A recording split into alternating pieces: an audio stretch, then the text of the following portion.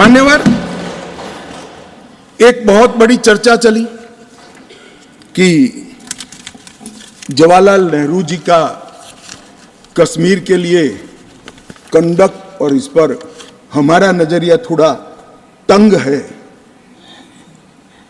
जहां तक तंग नजरिए का सवाल है साहब, देश की एक भी इंच जमीन का सवाल है, हमारा नजरिया तंग रहेगा, हम दिल बड़ा नहीं कर सकते। किसी को अधिकार नहीं है अपने बड़े हृदय को दिखाने के लिए देश का एक भूभाग देश से चला जाए और मूक दर्शक बनकर खड़े रह जाए, किसी को अधिकार नहीं। मैं आज फिर से कहता हूं, ये आरोप से मैं सहमत हूं, हमारा नजरिया तंग है। देश की एक इंच जमीन भी जाती है तो इसके लिए भारतीय जनता पार्टी का हर कार्यकर्ता सर्वोच्चता से संघर्ष करेगा, लड़ाई करेगा और लड़ेगा। हमें कोई इसमें शर्म की बात नहीं। मान्यवर, मैं कुछ बातें कहना चाहता हूं। बहुत कुछ कहा है, अभी कहा गया नेहरू के कारण कश्मीर यहां है, नेहरू जी के न होते तो शायद ये बिल ही नहीं आता और कश्मीर होता ही नहीं, इस तरह से कहा।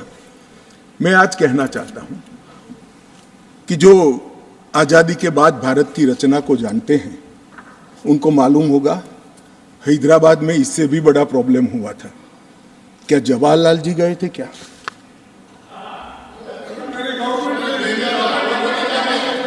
तो यहां गवर्नमेंट नहीं, यहां नेहरू।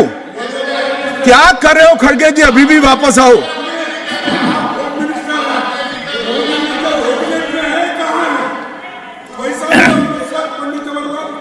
एक मिनट, रिकॉर्ड पर है कश्मीर में दिग्विजय जी ने सरदार पटेल का नाम नहीं लिया। एक नाम दिया शेख अब्दुल्ला का, दूसरा नाम दिया जवाहरलाल नेहरू का। तो वो होम मिनिस्टर थे, क्यों नहीं दिया भाई? अब सुनिए दिग्विजय जी, अब सुनिए, सुनना पड़ेगा, ऐसे नहीं चलेगा। हमने सुना है, धैर्य से सुना है। मान्यवर, जूनागढ़ में क्या जवाहरलाल नेहरू गए थे? हैदराबाद में जवाहरलाल नेहरू गए थे? लक्षद्वीप में जवाहरलाल नेहरू गए थे? जोधपुर में जवाहरलाल नेहरू गए थे?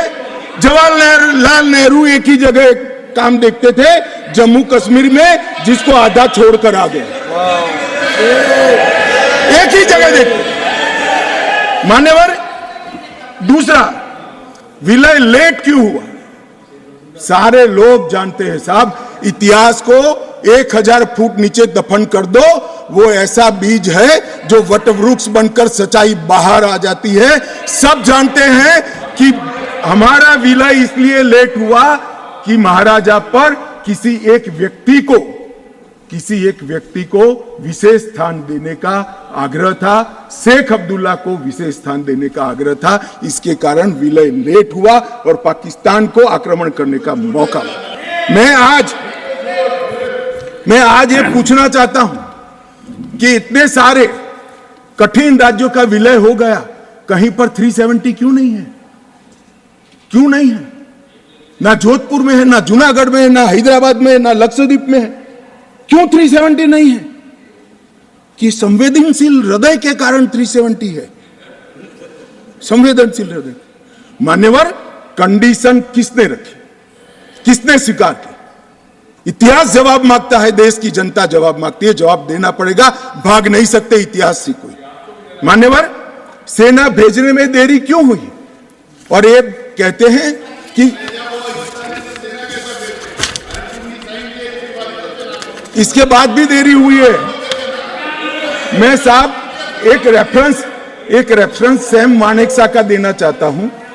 फील्ड मार्शल सैम मानेकशॉ तब डायरेक्टर ऑफ मिलिट्री ऑपरेशंस थे। उन्होंने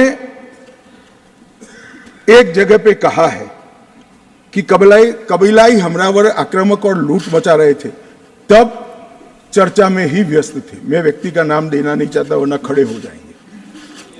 तब एक मीटिंग में सैम मानेकशॉ मौजूद थे।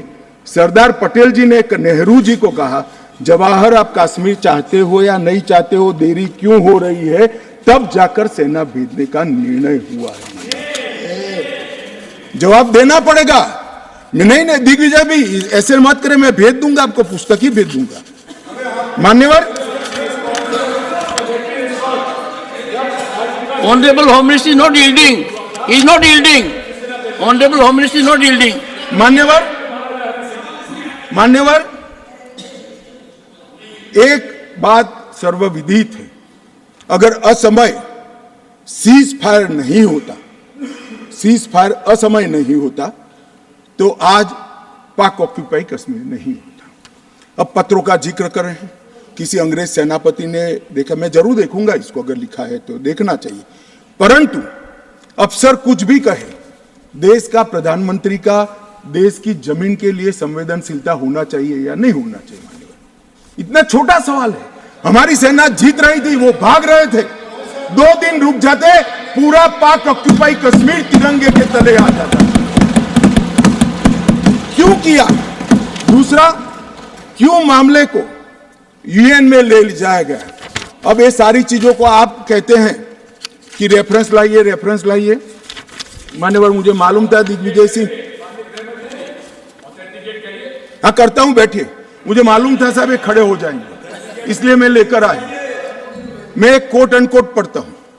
यूनाइटेड नेशन के अनुभव के बाद मैं इस निष्कर्ष पर पहुंचा हूं कि वहां से कुछ संतोषजनक नतीजों की उम्मीद नहीं की जा सकती। मुझे सीज फायर करना अच्छा फैसला लगा, लेकिन इस मसले को ठीक से हम नहीं निपट पाए, नहीं परख पाए। हम सीज फायर पर और विचार करके बाद में निर्णय करना चाहिए था। हालांकि ये सब भूतकाल की गलतियां हैं। ये जो कोट है किसी और का नहीं है, जवाहरलाल नेहरू का है। अब उनको तो मानोगे या नहीं मानोगे कि उन्होंने गलती की है, स्वीकार करी है। और साहब एक मिनट, सोर्स भी बता देता हूं, Nehru memorial museum and library, Jawaharlal Nehru connection, JNSG 143 part 1। और उस वक्त जब अरे भाई, स्वयं नेहरू कह रहे हैं मेरी गलती थी, क्यों इतना पकड़ कर रखा है पूंछ? मान्यवर, और चलो संयुक्त राष्ट्र में जाना भी था तो अनुच्छेद 51 में क्यों ले गए, जहां भारत के अधिकार सीमित होते थे? अनुच्छेद 35 में जाते तो भी हमें कोई दिक्कत नहीं होती। ये भी एक बहुत बड़ा गलत फैसला था। और मैं बताता हूं मान्यवर, एक कहते हैं कि धारा 370 निरस्त कर दी। अगर कल को ये 40 साल के बाद, जोर से बोले मनोज झा जी, 40 साल के बाद, क्योंकि ये मानते हैं कि 40 साल के बाद मैं नहीं हूंगा, मैं तो 60 का हो गया, मेरा आयु 40 साल का हो ही नहीं सकता। वो कहते हैं 40 साल के बाद इतिहास पूछेगा तो कौन रिस्पॉन्ड? मैं बताता हूं, 2 सदी तक अगर धारा 370 का फैसला गलत है तो मेरी सरकार का है, मेरा फैसला। प्रधानमंत्री नरेंद्र मोदी जी ने फैसला लिया है। ना मोदी जी इस फैसले से भाग सकते हैं, ना हमारी कैबिनेट भाग सकते हैं, और ना हमारा पार्टी भाग सकता है। रिस्पॉन्सिबिलिटी ऑन करनी पड़ती है। जब इमेज बिल्डिंग के लिए बड़े बड़े फैसले लेते हैं, संवेदनशील दिमाग से फैसले लेते हैं, तब इसको ऑन भी करना पड़ता है और देश को जवाब भी देना पड़ता है। इस तरह से नहीं चलता है इतिहास। और इतिहास, मेरी बात आज भी मानकर चलिए दिग्विजय सिंह, इतिहास किसी को नहीं बख्शता है, किसी को नहीं बख्शता है।